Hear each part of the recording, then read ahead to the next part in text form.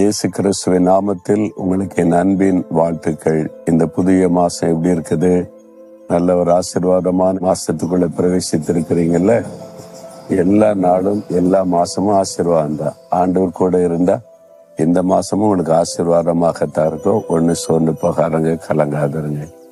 ஆனா நம்ம ஒண்ணு செய்யணும். என்ன செய்யணும் தெரியுமா? புலம்பல் 3:25 தமக்கு காத்திருக்கிறவர்களுக்கும் தம்மை தேடுகிற ஆத்மாவுக்கும் கர்த்தர் நல்லவர். அதாவது தேவனை தேடணும், காத்திருக்கணும். அடுத்த வசனத்துல சொல்லப்படுகிறது, கர்த்தருடைய ரட்சிப்புக்கு நம்பிக்கையோட காத்திருக்கிறது நல்லது. இந்த காத்திருத்தல் இதுதான் நிறைய பேருக்கு பிரச்சனை. ஆண்டவர்கிட்ட ஜெபிச்சோம், உடனே காலையில ஜெபிச்சா சாயங்காலத்துக்குள்ள நடந்துடணும். அந்த மாதிரி நமக்கு எப்பவுமே அவசரம் இல்லை. எந்த ஒரு காரியத்திற்கும் தேவன் ஒரு நேரத்தை குறித்திருக்கிறார். அது வரைக்கும் நம்ம காத்திருந்து அதை பெற்றுக்கொள்ளணும். தேவனுக்கு காத்திருக்கிற நேரம் தான் நம்முடைய விசுவாசத்தை வெளிப்படுத்துகிற நேரம். சிலர் காத்திருக்காம அவசரப்பட்டு முடிவுகளை எடுத்துதான் நிறைய பிரச்சனைகள், ஆசீர்வாதத்தை இழந்து போவது. இப்ப நீங்க பாக்குறீங்களா, இந்த இடம் நம்முடைய ஜெபமலை. கர்த்தர் இந்த ஊழியத்துக்கு தந்திருக்கிற ஜெபமலை. நீங்க யோசித்து பாருங்க, நான் சொல்றதை வச்சு நீங்க புரிந்து கொள்ளுவீங்க. அநேக ஆண்டுகளுக்கு முன்பாக ஒரு நாள் காலையில நான் ஜெபித்து கொண்டு இருந்தேன். நான் ஆண்டவரிடத்துல பல காரியங்கள் தேசத்துக்காக ஜெபித்து கொண்டிருக்கும் போது ஆண்டவராய் வெளிப்படுத்தி சொன்ன காரியம், உனக்கு ஒரு மலை பிரதேசத்தை நான் தருவேன், அதை ஜெபமலையா நீ உருவாக்கணும் அப்படின்னு ஆண்டவர் பேசினார். இது நான் கேட்காத காரியம். எனக்கு ஒரு மலை பிரதேசத்தை தாங்க, ஜெபமலை தான். நான் கேட்கல, ஆண்டவரா பேசுகிறார். ஆண்டவர் சொல்றாருன்னு பார்த்தா 4 மாவடி அதை சுற்றில மலைகள்லாம் இல்லை. இங்க மலையெல்லாம் ஒண்ணுமே இல்லையா ஆண்டவரே? பக்கத்துல நீங்க மலை பிரதேசத்தை தருவேன்னு. சரி, நீங்க என்ன சொல்றீங்களோ நான் செய்யறேன் ஆண்டவரே அப்படின்னு நான் ஆண்டவருக்கு தெரியப்படுத்திட்டேன். என் ஒய்ஃபு கிட்ட கூட சொல்லல, யாருக்கும் தெரியப்படுத்தல. கர்த்தர் சொல்லி இருக்கிறார், எல்லாம் ஜெபிங்க, உடனே அதுக்கு அதான் செய்யணும் அப்படிலாம் இல்லை. ஆண்டவர் சொல்லி இருக்கிறார் ஜெபம். அப்பப்ப ஞாபகப்படுத்தும் போது ஜெபம் பண்ணுவேன். நீங்க சொல்லி இருக்கிறீங்க, நீங்க செய்வீங்க. நீ கிட்டத்தட்ட 1 வருஷம் கழித்து ஒரு நண்பர் வந்தார். வந்து சொன்னார், குற்றாலத்துக்கு பக்கத்துல ஒரு மலை பகுதி, அது விலைக்கு வருகிறாரு. அவரு நல்ல கர்த்தருடைய பிள்ளைகள், ஒரு ஊழியத்துக்கு கொடுத்தா நல்லா இருக்கும்னு நினைக்கிறாங்க, நீங்க அதை வாங்கி ஜெபமலையா மாத்துங்க அப்படின்னு சொல்றாரு. இதே வார்த்தை இன்னொரு ஊழியக்காரர் வந்து சொல்லுகிறார். என்னோட ஆண்டவர் சொன்னார் 1 வருஷத்துக்கு முன்னால, இப்போ வந்து நீங்க ஜெபமலையா மாத்துங்க, இந்த மலைப்பகுதி இருக்குன்னு சொல்றாருன்னு சொன்ன உடனே கர்த்தர் சொன்னது ஞாபகத்துக்கு வந்துச்சா. சரி வாங்க போய் பார்க்கலான்னு சொல்லி, இந்த இடம் தான் கிட்டத்தட்ட 100 ஏக்கருக்கு மேல. இதுல வந்து மலையெல்லாம் ஃபாரஸ்ட் கவர்மெண்ட், அந்த டிபார்ட்மெண்ட்டுக்கு சொந்தம். இந்த பகுதியில மாத்திரம் மலை மேல நல்ல சுத்தில மலை மத்தியில நிறைய இடம், அத தனிப்பட்ட ஆளுக்கு சொந்தமான இடம் இருக்குது. ரொம்ப ஆச்சரியம். இது மாதிரி நான் பார்த்த போது மனசுக்குள்ள ஆவில ஒரு பெரிய திருப்தி, சந்தோஷம் இருந்தது. இது கர்த்தர் தெரிந்து கொண்ட இடம், ஜெபமலையை மாற்ற முடியும் என்பது என் ஆவிலே தெளிவாய் தெரிந்தது. என்ன விலைன்னு விசாரித்த போது பெரிய விலை அது. ஏன்னா 100 ஏக்கருக்கு மேல இல்ல, 1 ஏக்கர் 2 ஏக்கர்னா சிம்பிள். 100 ஏக்கருக்கு மேலன்னு அப்படிதான் இருக்கும் விலை. அதை பார்த்த உடனே ஐயோ, இதெல்லாம் நம்ம வாங்க முடியாது. நமக்கு அன்னன்னைக்கு தேவை ஆண்டவர் சந்திக்கிறார். அந்தொன்றுள்ள ஆகாரம், ஊழியத்துக்கு இன்னைக்கு என்ன தேவை அதை தருவார், நாளைக்கு என்ன தேவை தருவார், அவ்வளவுதான்.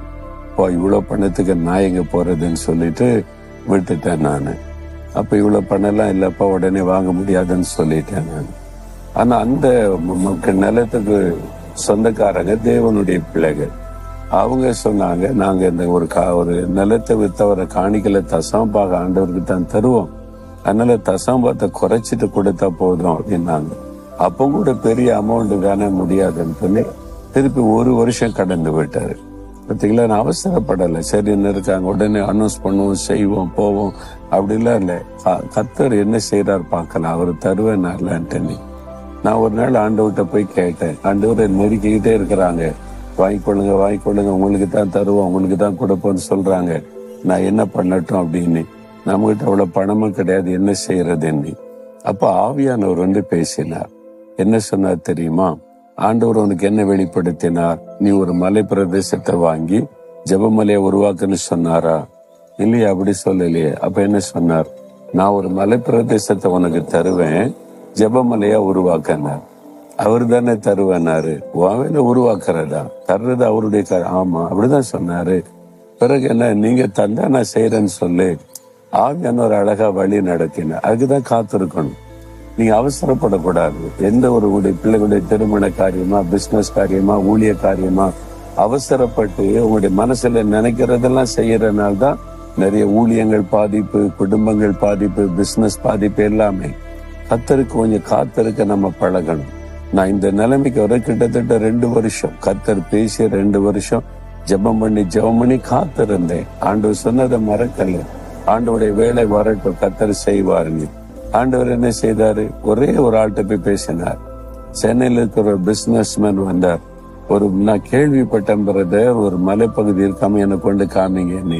நான் கொண்டு வந்து காமிச்சேன். இந்த இடத்தெல்லாம் சுத்தி பார்த்து ஒரு 3-4 மணி நேரம் பார்த்துட்டு, ரொம்ப நல்லா இருக்கு பிரதர், நீ எல்லாம் காடா கடந்தது. அப்போ ஒரு பாறையில உட்கார்ந்து சொன்னார், நான் ஒண்ணு செய்வேன், நீங்க மறுக்க கூடாது, சொல்லுங்க பிரதர்னு.